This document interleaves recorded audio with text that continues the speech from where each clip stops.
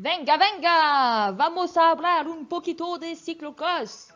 Ouh là là là là, je crois que je me suis un peu emballée. Je vais repartir en français, ce sera plus simple pour tout le monde. Alors aujourd'hui, nouvelle vidéo sur le passage d'une butte. Cette vidéo est organisée un peu différemment puisque nous allons la décliner en deux parties. Une première partie sur le passage d'un petit coup de cul, donc d'une petite butte que les coureurs vont pouvoir passer à vélo. Et une seconde partie où ils exploiteront une butte beaucoup plus longue et seront donc forcés à monter à pied. Nous pourrons donc nous consacrer à la technique du portage de vélo. Allez, on ne change pas une équipe qui gagne, on reprend donc nos 4 coureurs, à savoir Damien, Dimitri, Clément et Patrice. Ceux-là, plus besoin de les présenter. Allez, on est parti pour la première partie sur le passage à vélo.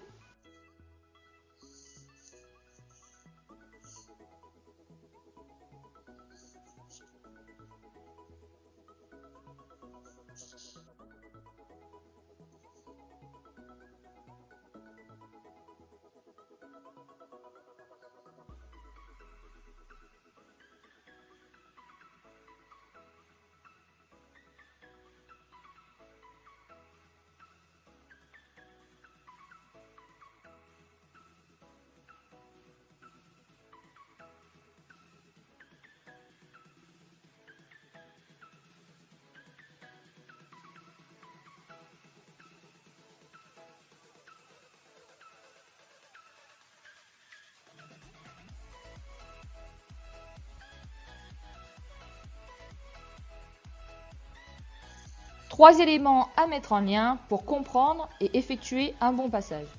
La trajectoire, l'élan et le coup de rein.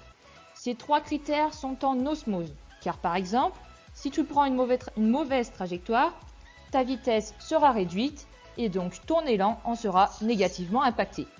Donc, ta quantité et ta qualité de ton coup de rein devront être irréprochables pour pouvoir passer cette petite butte.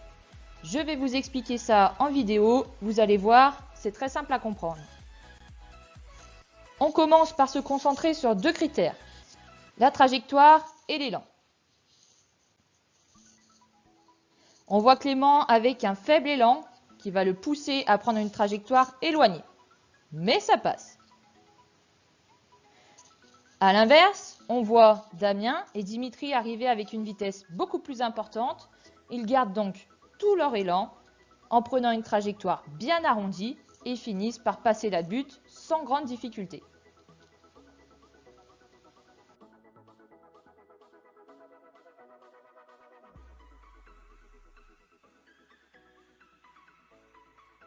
Maintenant, associons l'élan et le coup de rein. Là, on va observer la différence entre Damien et Patrice.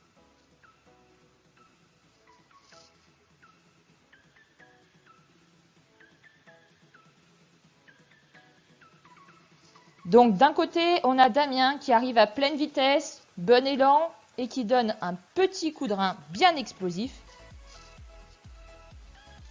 De l'autre côté, on a Patrice qui arrive avec une faible vitesse, donc un élan réduit et qui doit produire un coup de rein beaucoup plus fort pour pouvoir passer la butte. On va revoir la différence. Bon élan, bonne vitesse, petit coup de rein explosif, nickel. Vitesse un peu, voire beaucoup plus faible, donc faible élan, et là le coup de rein, allez, il faut que ça passe. Voilà. Là, petit problème de trajectoire de Clément. Il voit qu'il n'a pas assez d'élan pour monter tout droit, donc il va prendre une trajectoire plus à plat, mais c'est direction les ronces. On comprend mieux pourquoi tu crèves tout le temps. C'est Léa qui va être contente pour ses boyaux. Bon allez, j'arrête de plaisanter. Dernière petite vidéo, on voit nos deux crossmen qui se tirent un peu la bourre.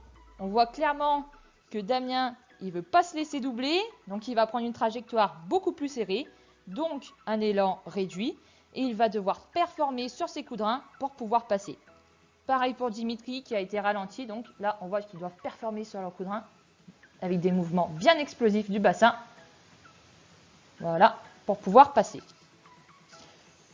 Je vous parle beaucoup de coup de rein. Je vous explique ce geste en bref. C'est un petit mouvement explosif qui peut s'évaluer en termes de quantité, c'est-à-dire combien de coups de rein j'ai besoin pour passer la butte, et en termes de qualité, est-ce que mon mouvement il est suffisamment explosif pour pouvoir passer.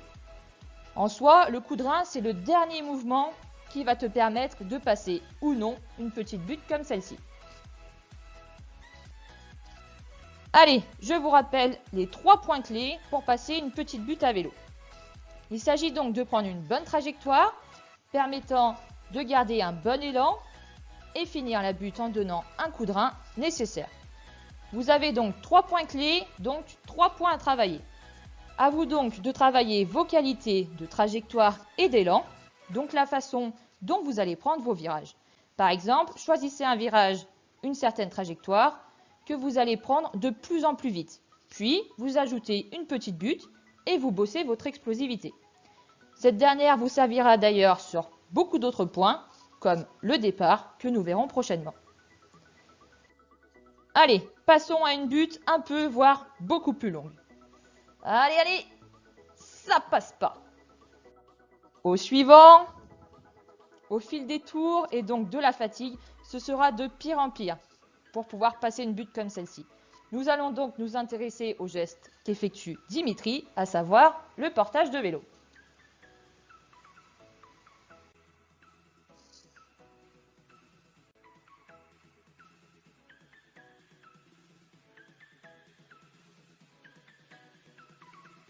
Allez, je vous laisse en compagnie de nos coureurs. Observez-les, ambiancez-vous si vous voulez et je reviens vers vous.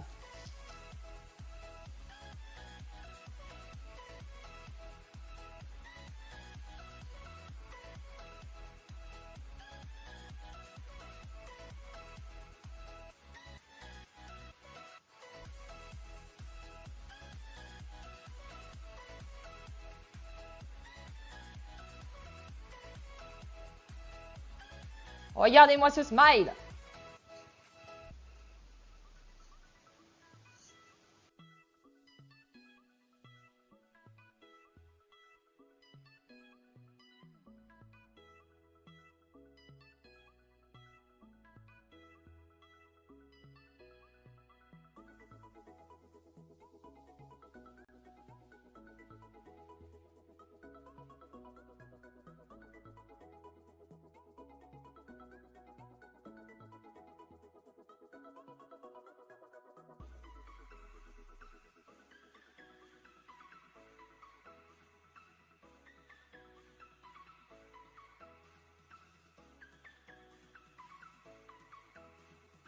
Allez, on commence par la descente du vélo.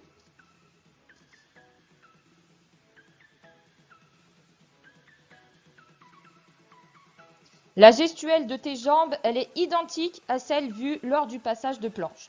Donc, je te laisse y jeter un coup d'œil. Concernant les bras maintenant, il y a quelques changements. En effet, tu ne vas plus prendre ton vélo par le tube supérieur, mais par le tube oblique, ici. Cela va permettre à Damien de venir positionner directement son vélo sur son épaule. On voit ce que ça donne au ralenti.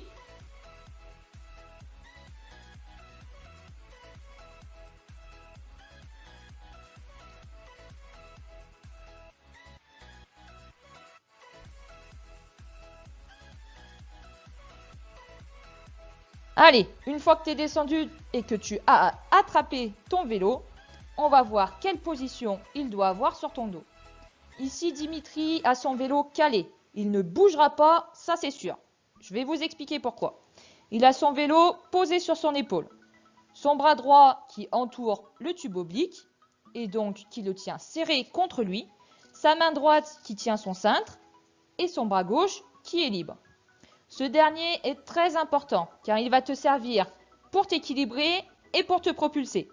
En effet, essaye de courir les mains attachées et les mains détachées. Tu vas voir directement la différence. On voit cette position sous un autre angle. On voit bien cette main droite qui tient le cintre pour que son vélo ne bouge pas et que sa roue avant ne bouge pas non plus. Donc, ne vienne pas le gêner dans sa course. Son bras droit, il est libre, bien sûr. Dans cette position, il peut partir pour un petit 10 km. Allez, je blague. Mais grâce à cette position, il pourra largement se rendre au poste de dépannage en cas de problème mécanique. En effet, ce geste, il peut être utilisé donc pour passer une butte comme celle-ci, assez longue, des escaliers, lorsque le terrain il est rempli de boue et que tu n'arrives plus à passer, plus à avancer, ou encore pour se rendre au poste de dépannage qui est à l'autre bout du parcours. Pas de panique, tu prends ton vélo sur l'épaule et tu galopes. Ok, la pose du vélo maintenant. Aïe, aïe, aïe, aïe, aïe, mais Clément, qu'est-ce que tu nous fais? Il a de la chance de ne pas avoir déraillé. Patrice, j'espère que tu vas faire mieux. On compte sur toi, on croise les doigts. Yes, perfect. Tu as donc compris que tu dois poser ton vélo délicatement. Exactement de la même logique que ce que je t'ai expliqué lors du passage de planche. Damien, c'est parfait. Et Dimitri, pour finir. Nickel. Allez, passons à un petit exercice pour que tu acquières les bases.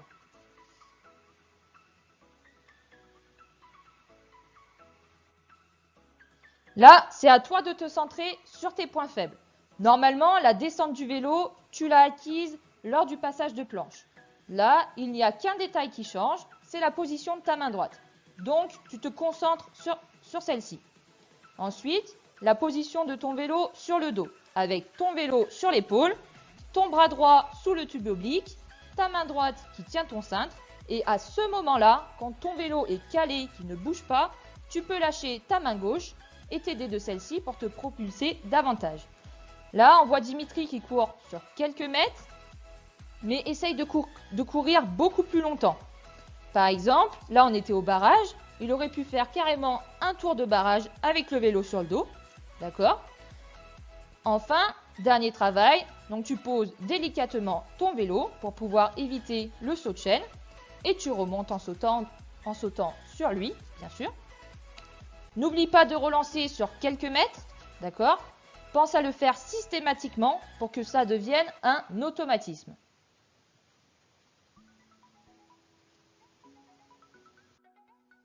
Voilà, on en a fini pour cette petite vidéo. À vous de garder ce que vous voulez de ces conseils, de travailler les points où vous êtes en difficulté ou bien de vous perfectionner sur ceux que vous maîtrisez. Il y a toujours quelque chose sur quoi tu peux travailler. Et oui, si même les professionnels travaillent des journées entières sur des petits détails, c'est que vous aussi, il y a des points sur lesquels vous pouvez vous améliorer. Je vous remets la petite course de nos coureurs. Je vous rassure, ils savent très bien que je les filme, donc ils sont au taquet.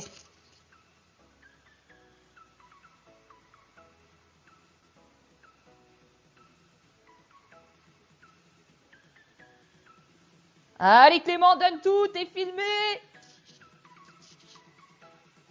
Nickel.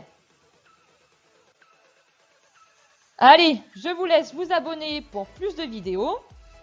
Et on se retrouve prochainement avec une vidéo sur un point déterminant du cyclocross, à savoir le départ. Allez, c'est à vous de jouer!